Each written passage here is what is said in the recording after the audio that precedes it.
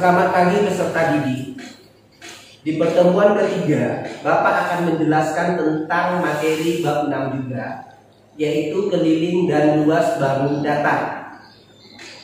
Sekarang perhatikan ke papan tulis. Materi yang akan Bapak ajarkan di bab 6 adalah luas gabungan bangun datar.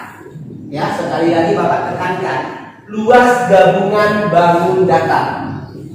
Luas gabungan bangun datar yang akan Bapak terangkan hari ini itu adalah materi yang sudah pernah Bapak terangkan ke peserta didik 2 minggu yang lalu. Ya, bangun datar yang kita pelajari 2 minggu yang lalu adalah yang pertama keliling bangun datar persegi, yang kedua keliling bangun datar persegi panjang, yang ketiga keliling bangun datar segitiga. Minggu yang lalu Bapak sudah menjelaskan tentang luas bangun datar persegi, luas bangun datar persegi panjang, dan yang ketiga adalah luas bangun datar segitiga. Materi kita hari ini adalah menggabungkan materi pembelajaran 2 minggu yang lalu, yaitu gabungan bangun datar dari materi yang sudah kita pelajari minggu yang lalu. Sekarang untuk menentukan luas gabungan bangun datar, di sini ada syarat yang harus kamu perhatikan. Yang pertama, bagilah bangun datar menjadi bangun-bangun yang mudah dihitung luasnya. Artinya, bangun datar di sini bisa menggabungkan bangun datar persegi panjang, bangun datar persegi, dan bangun datar segitiga. Jadi kita harus pisahkan. Dengan cara bagaimana? Dengan cara membuat garis putus-putus yang akan menjadi bagian-bagian bangun datar yang akan kita pelajari. Seperti yang Bapak sebutkan tadi, ada 3 bangun datar yang sudah kita pelajari. Yang kedua, hitung luas setiap bangun tersebut. Tadi kan kita bagi. Kalau kebetulan gambarnya ada 3 bagian bangun datar yang kita bagi, maka langkah yang kedua adalah kita harus menghitung setiap bangun datar yang sudah kita bagi tersebut dengan bantuan garis bantu. Yang ketiga, setelah kita hitung masing-masing, langkah terakhir kita adalah jumlahkan luas bangun datar tersebut secara keseluruhan. Nah, di sini ada sebuah contoh soal. Perhatikan ke papan tulis. Ya, di sini contoh soal. Di sini perintahnya, carilah luas gabungan bangun datar di atas. Langkah yang pertama harus kita lakukan peserta didik adalah membagi. Ya, membagi mana yang menurut kamu yang paling mudah kamu bagi gabungan bangun datar tersebut menjadi bagian-bagian bangun datar yang sudah kita pelajari, seperti persegi panjang, seperti persegi, seperti segitiga. Jadi kemungkinan gabungan bangun datar di sini harus kamu bagi menjadi 3 bagian. Kalau soalnya itu menunjukkan ada 3 gabungan bangun datar, yaitu persegi, persegi panjang maupun segitiga. Jadi kita harus membagi mana itu bagian persegi, mana itu bagian persegi panjang, mana itu bagian dari bangun datar segitiga. Di sini perhatikan contoh soalnya.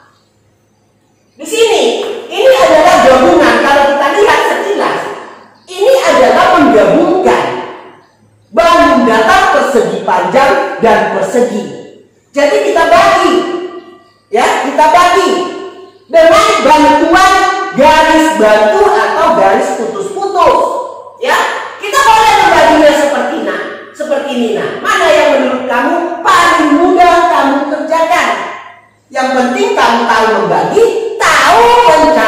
luas bangun datar yang sudah kamu bagi.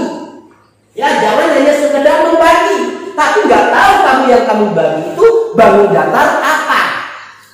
Karena setiap bangun datar yang kita bagi dalam soal tersebut, kita harus tahu rumus luasnya. Karena Bapak sudah menjelaskan dari masing-masing keliling dan luas bangun datar pada pertemuan sebelumnya. Ya, sekarang perhatikan. Ya, Bapak akan membagi soal nomor 1 ini menjadi 2 bagian. Ya, dengan bantuan garis bantu atau garis putus-putus. Ketika kita sudah membagi bagian gabungan bangun datar tersebut, kita harus tahu menentukan bangun datar apa yang sudah kita bagi tersebut. Kalau dia ini, perhatikan, ini adalah sebuah bangun datar persegi. Ya, kita buat yang pertama. Terus yang kedua, ini adalah bangun datar persegi panjang. Maka sesuai dengan perintahnya, carilah luas gabungan bangun di atas. Maka kita luas sama dengan luas 1 tambah luas 2. Kenapa?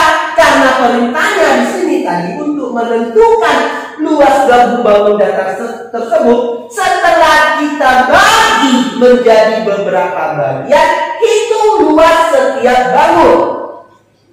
Jadi karena ini menjadi 2 bagian, kita harus menghitung setiap bangun tersebut luasnya masing-masing.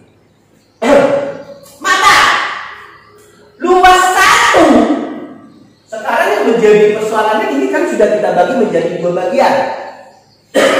Luas 1 ini adalah bangun datar persegi. Maka rumus luas bangun datar persegi adalah sisi kali sisi. Setelah itu masukkan angkanya. Di sini sisinya, kalau persegi itu sudah jelas, keempat sisinya memiliki ukuran yang sama. Maka kalau kita ketemu di sini satu sisi 15 cm, maka ketiga sisi yang lain itu sudah mewakili sama panjang sisinya 15 cm. 15 cm kali 15 cm. Hasilnya 15 kali 15 adalah 225 cm. Ingat, dalam menentukan luas sebuah bangun datar, satuan yang kita gunakan adalah centimeter persegi. Ya, pangkat 2. Ini adalah luas bangun datar yang pertama.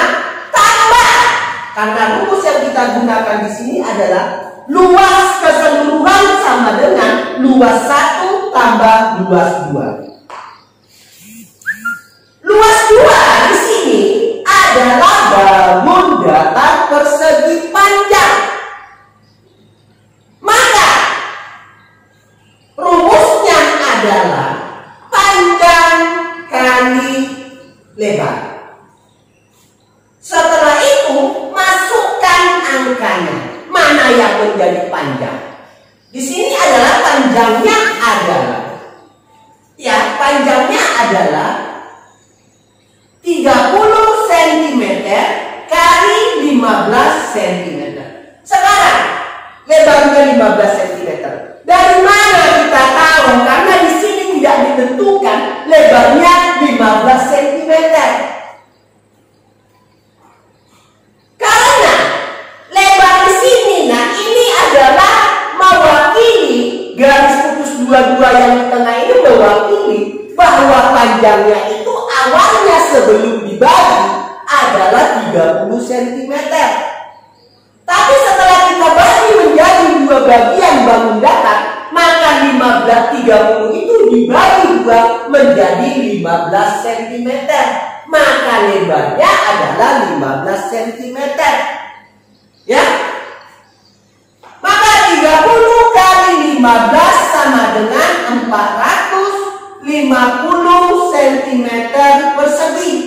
Setelah dapat luas masing-masing bangun yang sudah kita bagi, maka pekerjaan kita yang terakhir dalam menentukan luas gabungan bangun datar adalah menjumlahkan luas bangun tersebut secara keseluruhan.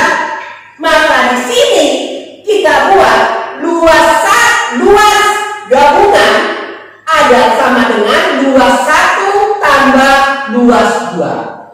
Luas keseluruhannya adalah 225 cm persegi, ya, ditambah 450 cm persegi, maka dapatlah luas gabungan dari soal yang pertama adalah 675 cm persegi. Inilah hasil luas dari contoh soal yang pertama. Jadi untuk soal yang berikutnya, kalau kamu sudah memahami cara menentukannya, maka Bapak rasa dalam mengerjakan soal-soal seperti apapun tentang luas gabungan bangun datar bisa kamu kerjakan. Sekarang Bapak tekankan kembali bahwa dalam menentukan luas gabungan bangun datar, yang Bapak harapkan adalah kejelian peserta didik untuk membagi bagian dari gabungan tersebut menjadi bangun datar, persegi, persegi panjang, dan segitiga.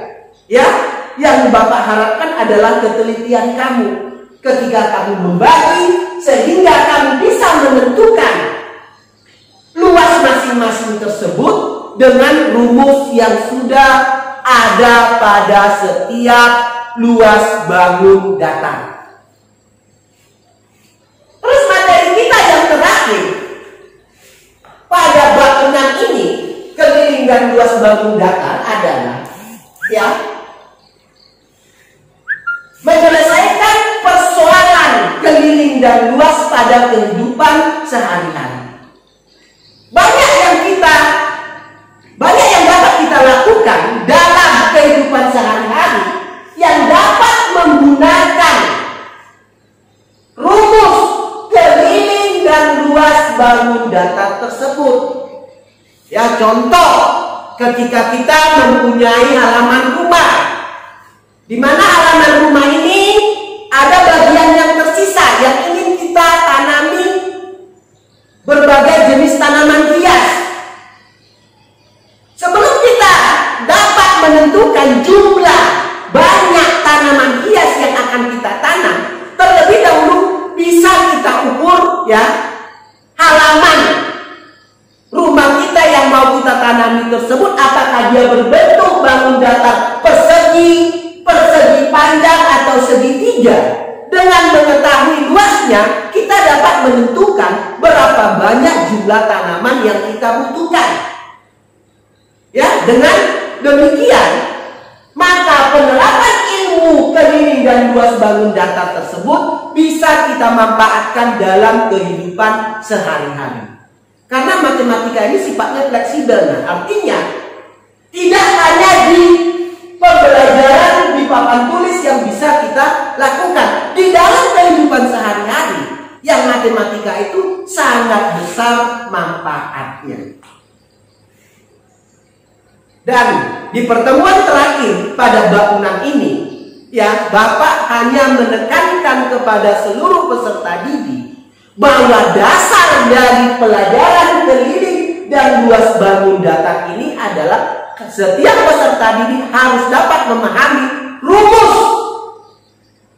bangun datar tersebut, yaitu keliling dan luas setiap bangun datar tersebut.